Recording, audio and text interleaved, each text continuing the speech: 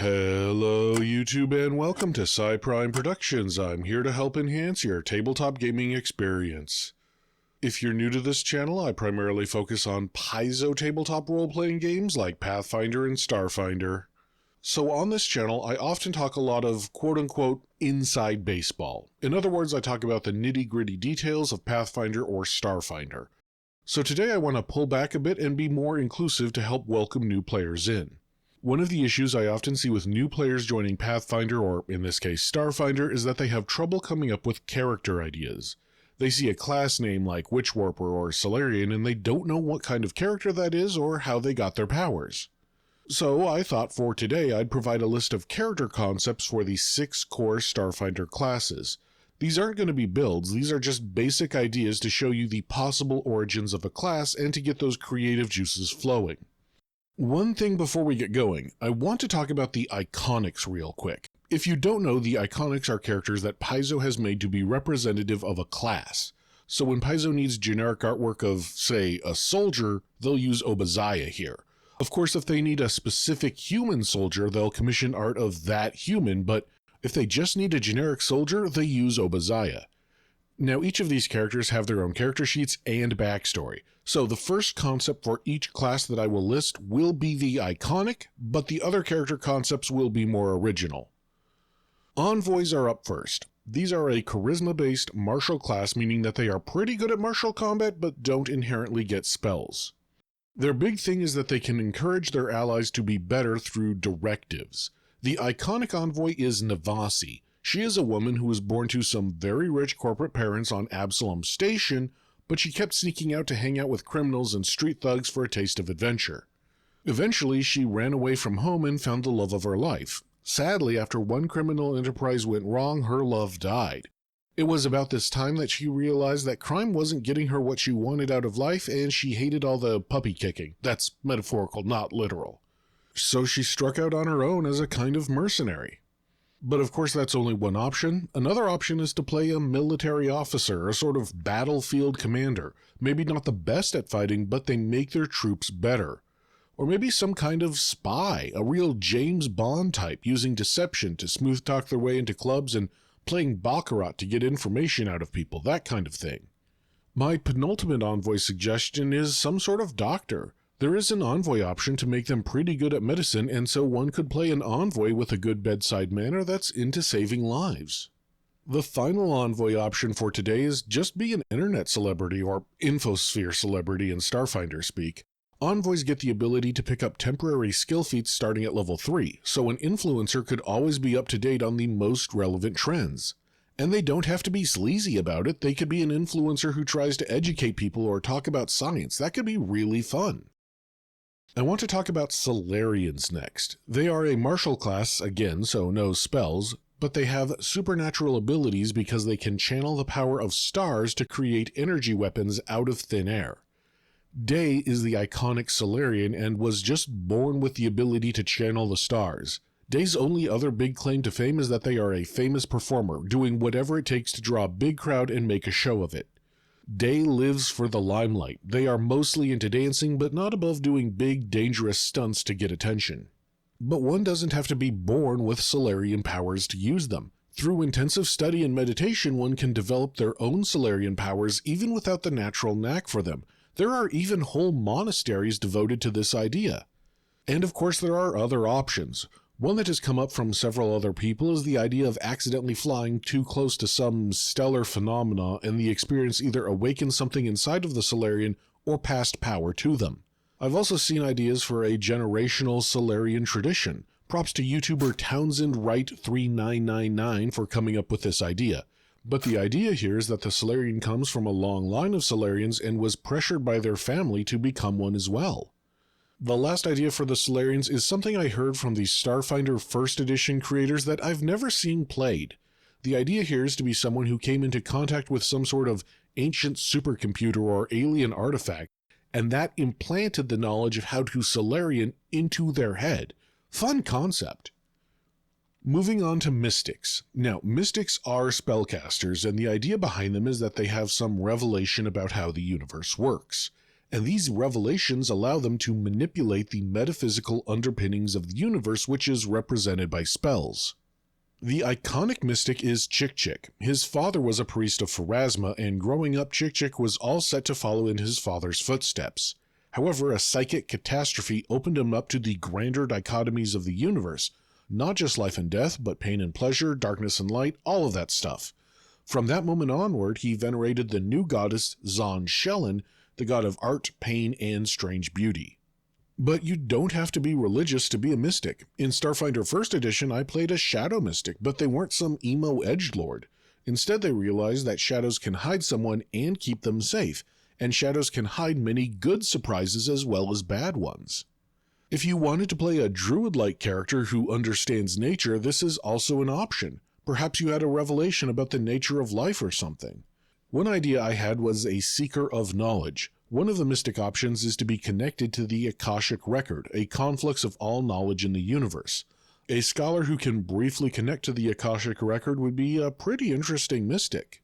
Finally, playing off the Solarian thing, I had a fun idea. What if someone wanted to become a Solarian, studied at one of those Solarian monasteries, but their awakening to how the stars worked happened slightly differently? What if instead of becoming enlightened to the cosmic truth about the stars, they became a sort of star mystic? I think that could be a fun character concept to play, especially if they were pressured into being a Solarian and became a mystic instead. Operative is up next. Operatives are another martial character, meaning that they don't inherently get spells. They are the gunslingers of Starfinder, particularly good at making use of guns and laser blasters. Isef is the iconic operative and an android. Androids are created, biomechanical lifeforms with a soul. Isef woke up in a back alley warehouse with no memories.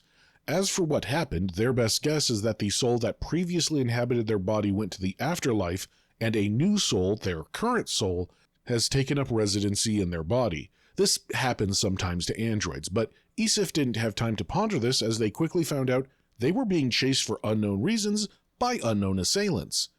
Isef has been on the run ever since, picking up skills for survival by necessity because otherwise they'd be dead. Eventually, Isef does join a group dedicated to fighting against android oppression, though. Now, I'm a fan of the old Amnesia backstory, but there are tons of other ways for someone to have operative skills. Operatives could easily be spies or commandos, such as Solid Snake from the Metal Gear franchise. I once played an operative bounty hunter in Starfinder 1st Edition that styled themselves after a cowboy. Interesting, he was a Yosoki, so I inadvertently made Fievel from Don Bluth's Fievel Goes West. Oops. Now, there is an option for operatives to be good at unarmed and close combat weapons, so you can make a sort of martial artist or MMA fighter. So yeah, there is a monk-like option if you want. Or if you don't mind playing into the edgelord trope, you could be a dark and brooding assassin type, either an underworld assassin for hire or maybe a military sharpshooter, maybe a corporate assassin. Moving on to the next class, soldiers are, well, soldiers. In particular, they are known for firing off big weapons to do big area effect damage. Basically, the idea is to spray down an area with gunfire like the first Predator movie. If you are in the military, I'm told the soldier represents a cross between an infantryman and an armor-piercing specialist. Obaziah's backstory is that she hails from the homeworld of the Vesk, who are obsessed with military conquest and glory on the battlefield. And Obaziah was gifted in this regard. She quickly rose through the ranks, and it looked like she'd have a promising career. For training, she dueled and defeated many of her squad mates, besting numerous superiors and shaming them. Unfortunately, one opponent she shamed particularly hard had a father who was a bigwig in the Vesk military. You know where this is going. He cried to Daddy, and his dad pulled some strings to make sure Obaziah would never be promoted again. Disillusioned with the military after this, Obaziah took her discharge and became a mercenary. An important note about this class, however, is that one needn't be an actual soldier to have the soldier class. A perfectly valid option is to be some sort of primitive backwater barbarian. There's a soldier option to have melee weapons do sweeping area effect attacks, and this would work quite well. Or maybe a child of the streets, some sort of street gang member who has gotten their hands on an automatic weapon and discovered how to use it to devastating effect. One of my favorite character ideas is to use the erudite warrior soldier option to make a sort of warrior scholar. I love the trope of a learned warrior poet or warrior scholar, and this would be a great way to do it. Very Sun Tzu's Art of War kind of vibe. Christopher G2347 suggested a trooper who was gone AWOL from their unit and is now on the run. The Starfinder universe has plenty of evil militaries to defect from, such as the Aslanti, so this could be a great idea and give a lot of room for character growth. The final class is Witchwarper, and this is probably the weirdest class. Witchwarpers have been unmoored from reality in some way. Like the Mystic, when a person is given a chance to sort of peek under the hood of the universe, this gives them the ability to control it to some degree, and that is represented by spells. The iconic Zamir was born with Witchwarper abilities. Specifically, Zamir could access aspects of alternate realities and bring those into his own. When he was old enough, he was taken to one of a handful of existent Witchwarper schools to control and harness his abilities. Unfortunately, his final project to create a machine to visit an alternate reality exploded and killed or trapped his friends in another dimension. Zamir fled rather than face the consequences of his actions, and he is still on the run to this day. Again though, this is one of many possibilities. One could play a Witchwarper from that other dimension that has come to this dimension, and the journey has opened them up to the underpinnings of the universe. Or there are options to be Witchwarpers in some other way. Perhaps a time traveler who came back in time, only on the journey they weren't completely shielded from the time stream, giving them time powers. Or maybe a different time traveler tried to erase someone from existence, and the resulting paradox made that person a Witchwarper that should not be. They'd have the powers to be forgotten. And of course, maybe a character had a chance encounter with a Witchwarper machine that blew up or otherwise malfunctioned, showering the character in strange, otherworldly energies and awakened them to Witchwarping in that way. The possibilities are almost endless for this class.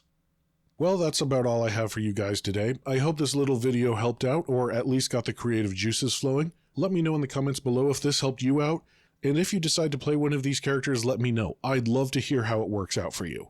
Hey, as a reminder, I have a Patreon. I'm going to try and post something fun there once a month, but honestly it's just a way to help keep this channel financially viable. Just a few bucks a month, and I'm toying with the idea of adding a limited higher tier where you can request a specific video. Let me know what you think. I also have a Discord, link in the comments below. And as always, make sure to like, comment, and subscribe. That tells not only me, but also YouTube that you like this kind of content and would like to see more. And until next time, thank you, good luck, and happy gaming!